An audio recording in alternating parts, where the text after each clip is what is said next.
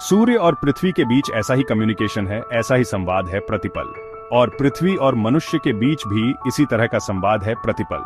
तो सूर्य, पृथ्वी और मनुष्य, उन तीनों के बीच निरंतर संवाद है, एक निरंतर डायलॉग है। लेकिन वह जो संवाद है, डायलॉग है, वह बहुत गुह्य है और बहुत आंतरिक है और बहुत सूक्ष्म है। उसके संबंध में थोड़ी सी बातें समझेंगे तो ख्याल में आएगा। अमेरिका में एक रिसर्च सेंटर है, ट्री रिंग रिसर्च सेंटर।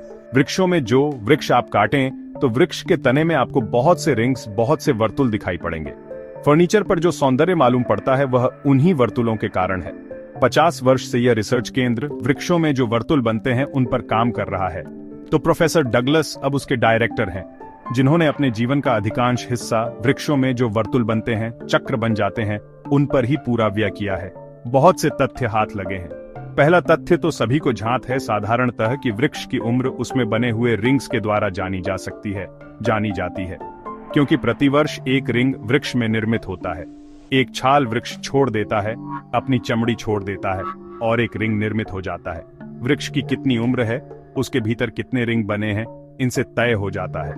अगर वह 50 साल पुराना है, उसने 50 पतझड़ देखे हैं, तो 50 रिंग उसके तने में निर्मित हो जाते हैं। और हैरानी की बात यह है कि इन तनों पर जो रिंग निर्मित होते हैं वे मौसम की भी खबर देते हैं। अगर मौसम बहुत गर्म और गीला रहा हो तो जो रिंग है वह चौड़ा निर्मित होता है। अगर मौसम बहुत सर्द और सूखा रहा हो तो जो रिंग है वह बहुत संकरा निर्मित होता है। हजारों साल पुरानी लकड़ी को काटकर पता लगाया जा सकता है कि उस वर्ष जब यह रिंग बना था तो मौसम कैसा था। बहुत वर्षा हुई थी या नहीं हुई थी, सूखा पड़ा था या नहीं पड़ा था। अगर बुद्ध ने कहा है कि इस वर्ष बहुत वर्षा हुई, तो जिस बोधि वृक्ष के नीचे वे बैठे थे वह भी खबर देगा कि वर्षा हुई कि नहीं हुई। बुद्ध से भूल चूक हो जाए, वह जो वृक्ष है, बोधि वृक्ष, उससे भूल चूक नहीं होती।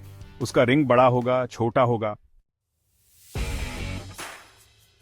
डगलस इन वर्तुलों की खोज करते करते एक ऐसी जगह पहुंच गया जिसकी उसे कल्पना भी नहीं थी। उसने अनुभव किया कि प्रत्येक 11वें वर्ष पर रिंग जितना बड़ा होता है उतना फिर कभी बड़ा नहीं होता। और वह 11 वर्ष वही वर्ष है जब सूरज पर सर्वाधिक गतिविधि होती है। हर 11वें वर्ष पर सूरज में एक रिदम, एक लयबद्धता है। हर 11 वर्ष पर सूरज बहुत सक्रिय हो जाता है। उस पर रेडियो एक्टिविटी बहुत तीव्र होती है। सारी पृथ्वी पर उस वर्ष सभी वृक्ष मोटा रिंग बनाते हैं। एकाध जगह नहीं, एकाध जंगल में नहीं, सारी पृथ्वी पर सारे वृक्ष उस वर्ष उस रेडियो एक्टिविटी से अपनी रक्षा करने के लिए मोटा रिंग बनाते हैं। वह जो सूरज पर तीव्र घटना घटती है ऊर्जा की, उससे बचाव के लिए उनको मोटी चमड़ी बनानी पड़ती है उस वर्ष, हर 11 वर्ष। इससे वैज्ञानिकों में एक नया शब्द और एक नई बात शुरू हुई। मौसम सब जगह अलग होते हैं। यहाँ सर्दी है, कहीं गर्मी है, कहीं वर्षा है, कहीं शीत है। सब जगह मौसम अलग है। इसलिए अब तक कभी पृथ्वी का मौसम, क्लाइमेट ऑफ द अर्थ, ऐसा कोई शब्द प्रयोग नहीं होता था। लेकिन अब डगलस ने इस शब्द का प्रयोग करना शुरू किया है, climate on off the earth. ये सब छोटे मोटे फर्क तो हैं ही, लेकिन पूरी पृथ्वी पर भी सूरज के कारण एक विशेष मौसम चलता है जो हम नहीं पकड़ पाते, लेकिन वृक्ष पकड़ते हैं।